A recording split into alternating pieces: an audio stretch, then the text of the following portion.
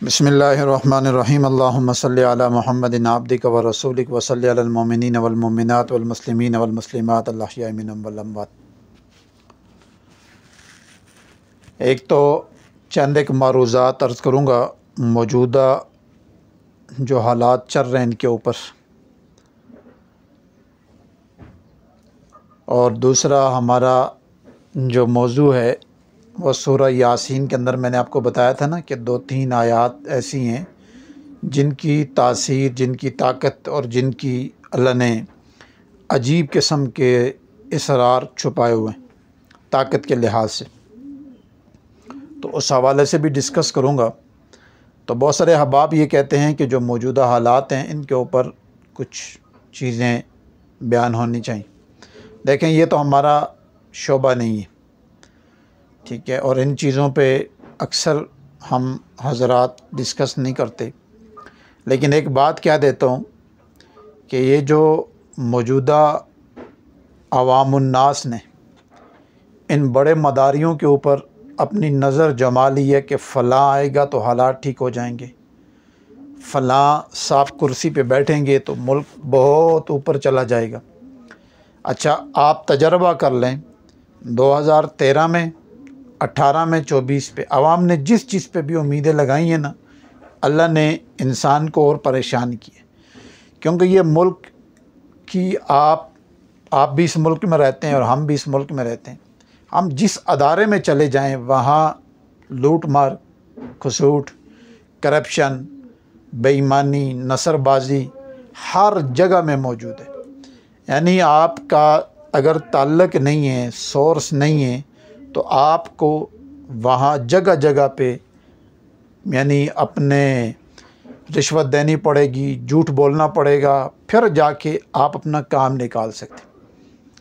और अगर आपके सोर्स से ताल्लुकात हैं तो आपको फिर भी फ़ोन करवानी पड़े। यानी मेरिट के ऊपर कोई भी काम मुमकिन नहीं है हमारे मुल्क के अंदर। इस वजह से नुकसानात क्या हैं कि वहाँ से हमारे मुल्क से बरकत और खैर उठ रही है और शर बढ़ रही है। अब देखें, मौजूदा जो एक निज़ाम जो लोग चला रहे हैं वो अपने आप को सेफ साइड करने के लिए कितने बड़े हैवी कानून ला रहे हैं। अच्छा, क्या इन कानून से आवाम को फ़ायदा है? कोई फ़ायदा नहीं। ये सिर्फ कुर्सी पे बैठने वाले, ऊपर से नीचे वाले को फ़ायदा है, उनकी ज़ात, उनकी जमात, उनके इर्द गिर्द के लोग, ठीक है, फिर अदारे के लोग, ठीक है, इन लोगों को तो फ़ायदा है, आवाम का कोई फ़ायदा नहीं है, ना इस तरमीम से, ना इन बिलों से, ना कुछ भी। पहले हुकूमत आती थी तो चीज़ों को मैनेज करते थे, रेट को देखते थे, और अब आते ही हुकूमत अपनी कुर्सी को और अपने रेट के मुताबिक निज़ाम चलाती कि हमने इतना अरसा लगाना है, हमने कमा के क्या जाना है, हमने इतना अरसा रहना है, 4 साल, 5 साल, और अगले 5 साल के लिए हमने कौन सी टेक्निक, कौन से तरीके अख्तियार करें कि आइंदा फिर 5 साल में हम आ जाए। तो कुरान मजीद में भी एक आयत है, व मकरू व मकर अल्लाह वल्लाहु खैरुल माकिरीन, कि तुम अपनी तदबीरें करते रहो, गालिब तदबीर मेरी आएगी, मेरी ही गालिब तदबीर उसके ऊपर आएगी। तो असल जिसको अल्लाह ताला हुक्मरानी तो अल्लाह देते हैं, चाहे वो किसी पार्टी को भी मिल जाए, लेकिन उसको ये सोचना चाहिए कि मैं इस मुल्क के लिए, इस आवाम के लिए क्या कर रहा हूँ। चाहे वो 1 साल लगाए, 1 महीना लगाए, 2 साल, 3 साल, उसको सोचना चाहिए। अभी आप पूरे इलेक्शन से लेकर आज तक के देख लें, क्या सहूलत मिली है आवाम को? कुछ भी नहीं। यानी कुछ चीज़ें जान के कंट्रोल की हुई, यानी दूसरे लफ्ज़ों में मैं ये कह दूँगा कि मसनूई तरीके से उनका कोई मुस्तकिल हाल नहीं है, मसनूई तरीके से उन चीज़ों को कंट्रोल करके हम बैठे हुए हैं, और बड़े ही मुतमईन और पूरा ज़ोर लगा रही है हर पार्टी कि किसी तरीके से मेरी कुर्सी, मेरा निज़ाम, मेरा ये चीज़ें बच जाएं। तो इसी वजह से फिर आवाम के दिल के अंदर अदारों के सरबराहान की, और बिलखुसूस इंसाफ करने वाले सरबराहान की इज़्ज़त नहीं है। क्यों?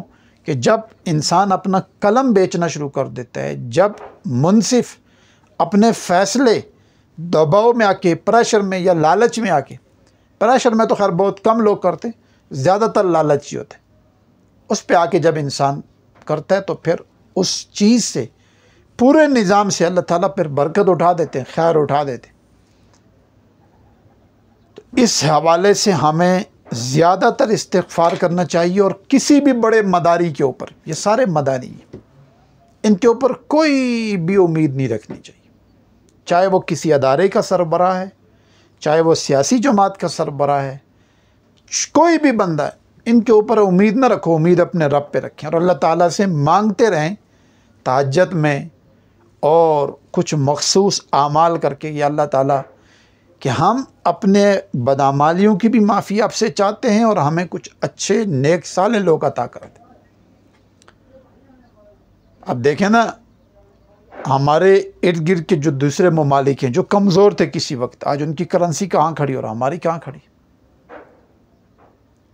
तो उसकी मेन रीज़न क्या है कि जो हमारा अशराफिया और बड़ा तबका है वो दिन ब दिन ऊपर जा रहे हैं और कमज़ोर बेचारा दिन ब दिन कमज़ोर होता जा रहा है। अस्पताल की हालतें देख लें, मेडिकल जितना भी निज़ाम है उसकी हालतें आपके सामने। इसी तरीके से तालीम के हवाले से देख रहे हैं और फिर आपके जो माशी एतबार से आपके हालात हैं, यानी हर आदमी चाहे छोटा या बड़ा वो परेशान है।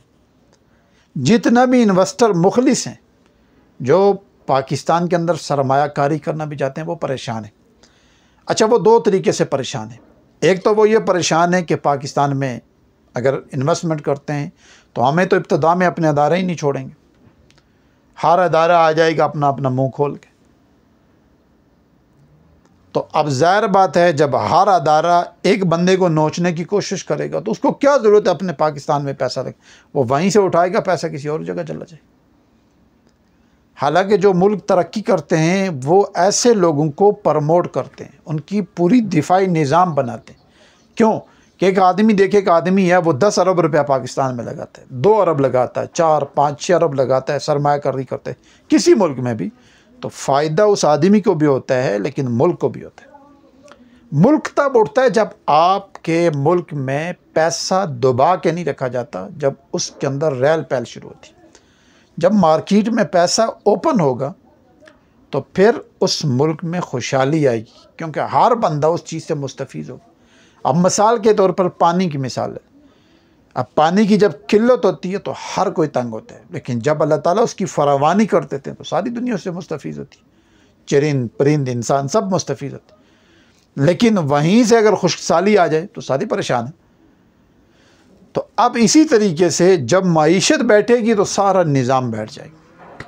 अच्छा, ये माईशत भी दरमियाने तबके की, मुतवस्सित और गरीब की बैठती है, अमीरों की नहीं बैठती, इन अशराफिया की नहीं बैठती। इनके बिजनेस देख लें, क्योंकि मुल्क में तो है नहीं, बाहर ममालिक। जो हमारे मुल्क के दिफाई लोग हैं उनके बिजनेस देख लें, उनको कभी ज़वाल नहीं आता, लेकिन नीचे वाले बैठ रहे हैं दिन ब दिन। तो ये हमारे लिए अच्छा नहीं, हमारे मुल्क के लिए अच्छा नहीं।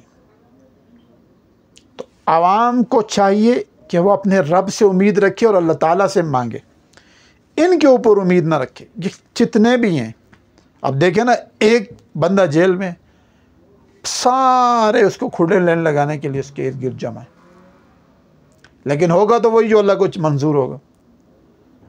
अगर अल्लाह ने उसको उठाना है तो वो उठ जाए, उसके बाद क्या होगा। मसलन इतने कानून, इतनी तरमीम 2-4 बंदों के लिए थी ना, तो अगर ये 2-4 बंदे रास्ते से हट जाते हैं तो क्या इस तरमीम, इन चीज़ों से मुल्क चलेगा? कभी भी नहीं चलेगा।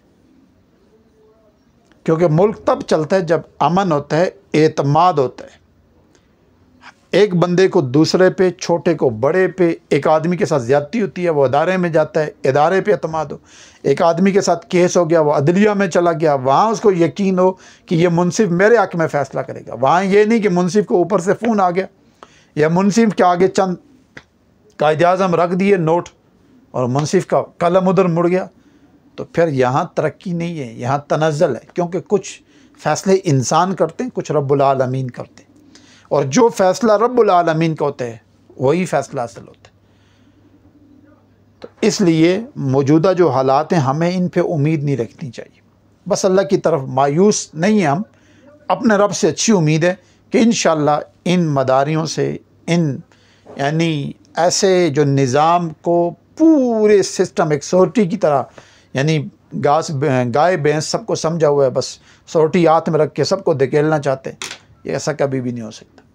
इंशाअल्लाह अल्लाह ने चाहा तो वो वक्त आएगा कि अल्लाह ताला इसमें खुशहाली लाएंगे और अच्छे लोग पैदा करेंगे। देर से हो सकता है, लेकिन अल्लाह ताला से हमें अपने मालिक से उम्मीद ज़रूर है। ठीक है, तो हमें क्या करना चाहिए? हमें ये करना चाहिए कि हम दुआओं का एहतमाम करें, वज़ाइफ पढ़ें, अल्लाह की तरफ मुतवज्जे हों। ठीक है, हमारे हज़रत एक बात कहा करते थे, दुनिया से चले गए, कि इंसान को चाहिए कि जो भी ज़ालिम है उनको तसव्वुर करके तो हमें यह पढ़ना चाहिए, अल्लाहुम्मा इन्ना नजअलुका फ़ी नुहूरिहिम व नऊज़ु बिका मिन शुरूरिहिम या क़हार। इसका मामूर रखना चाहिए और हमें कोशिश करनी चाहिए रोज़ाना 100 दफ़ा पढ़ें कि अल्लाह जो भी इसकी बर्बादी के पीछे जो भी छुप के कर रहा है, कि अल्लाह उनसे हमारी जान छुड़ा, हमारी नस्लों की जान छुड़ा, और इस मुल्क के लिए खैर, फजल, आफियत और राहत और सुकून के फ़ैसले फरमा। तो ये काम हमें करने चाहिए, ना कि हमें उम्मीद बना के किसी बंदे की तरफ उम्मीद लगा के आप जाएंगे, आप डूबेंगे। आप किसी भी पार्टी पे उम्मीद लगाएंगे, आप डूबेंगे। आपकी उम्मीद रब की तरफ होनी चाहिए, रब जिसको भी ले, क्योंकि जब आपका ताल्लुक रब से होगा तो रब ताला उस चीज़ को फिर ले के आएंगे। ठीक है, दूसरी बात कि जो आज का हमारा मौजू था वो है सूरह यासीन की जो दूसरी आयत है। दूसरी आयत से मतलब यानी एक मैंने बयान कर दी थी वजालना, और दूसरी है सलामुन कौलम मिर रब्बिर रहीम। ये आयत बीमारियों के लिए, यानी जादू, जन्नात, नज़र बद के तोड़ के लिए और तस्खीर के लिए बेहतरीन चीज़ है। बड़े बड़े आमिलीन इस आयत का मुजाहिदा करते हैं और इस आयत से फ़ायदे उठाते हैं।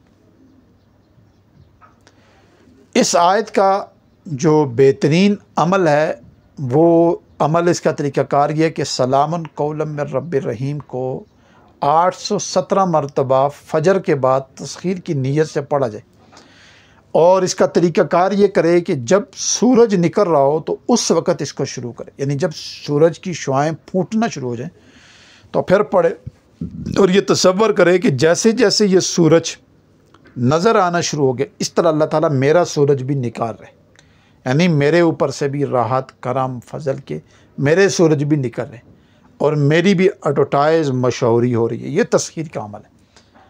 817 बार इसकी इब्तदा आप करें और इसको एक चिल्ला करें, फिर दूसरा पे। अच्छा, अमल को, यानी तस्खीर के जो अमल होते हैं ना, ये लॉन्ग टर्म करने पड़ते हैं, ये एक वक्त के लिए नहीं होते। ये एक चिल्ले पे इस पे महदूद ना करें, इसको थोड़ी तादाद में पढ़ें, लेकिन पढ़ें लंबा चौड़ा। फिर क्योंकि इसकी जो रिज़ल्ट आता है वो देर से आता है, लेकिन फिर देर रहता है। बाज़ चीज़ों का रिज़ल्ट जल्दी आ जाता है, लेकिन फिर जल्दी ख़त्म भी हो जाता है।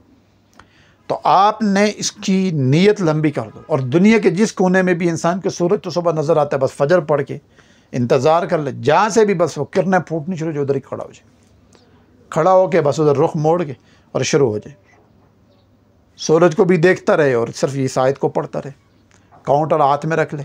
जैसे ही तादाद पूरी हो, दुरूद शरीफ एक दफ़ा पढ़ के दुआ करके बस अल्लाह ताला पे उम्मीद और यकीन रख के अपना अमल ख़त्म कर दे। दूसरा है कि किसी भी आदमी को, यानी बीमारियां जान ही नहीं छोड़ रही, और वो इस हद तक पहुंच गया कि बिल्कुल अब उकता के तंग आ गया, तो वो यही इंसान 817 वाला सूरह यासीन एक दफ़ा पढ़े, यानी शुरू करे सूरह यासीन, और जब इस आयत पे पहुँचे तो इसको 817 बार पढ़ के पानी पे दम कर ले, फिर सूरत पूरी कर ले, और वो पानी पीता रहे, उसी से मेडिसिन खाए जिस तरह की भी, तो फिर आप दिन ब दिन तरक्की करेंगे। दूसरे नंबर पे इस आयत का आप तर्जुमा देखें कि अल्लाह ताला की तरफ से इंसान को सलाम आए, यानी सलामती अल्लाह की तरफ से जब इंसान पे नाज़िल होना शुरू हो जाती है, चाहे वह इंसान के बदन पे हो, कारोबार पे हो, इंसान की जेब पे हो, इंसान के माल पे हो, इंसान के बिजनेस पे हो, इंसान के घर पे हो, इंसान की गाड़ी पे हो, इंसान की औलाद पे हो, इंसान की घरवाली पे हो, यानी जब अल्लाह ताला फ़ैसला सलामती का कर देते हैं तो फिर कोई बंदा उसको नुकसान, ज़लील, डुबा यानी खसारे में नहीं डाल सकता, क्योंकि अल्लाह ने फ़ैसला कर दिया कि इसको सलामती है। इस आदमी को मैंने उठा दिया, इस आदमी को मैंने उरूज दे दिए, इस आदमी को मैंने शफा दे दी, बस। तो इस तसव्वुर से ये पढ़े कि अल्लाह की तरफ से मुझे सलामती मिल रही है और मेरे ऊपर अल्लाह मियाँ अपना हाथ रख रहे हैं और मैं अब तरक्की की तरफ गामज़न हो चुका हूँ, हो नहीं रहा, गामज़न हो चुका हूँ। इस यकीन से आप इसको पढ़ना शुरू करें। चंद ही दिन, चंद वक्त आप इसको यकीन के साथ करें, इंशाअल्लाह इसका 100% आपको फ़ायदा होगा। अस्सलामु अलैकुम वरहमतुल्लाहि वबरकातुहू।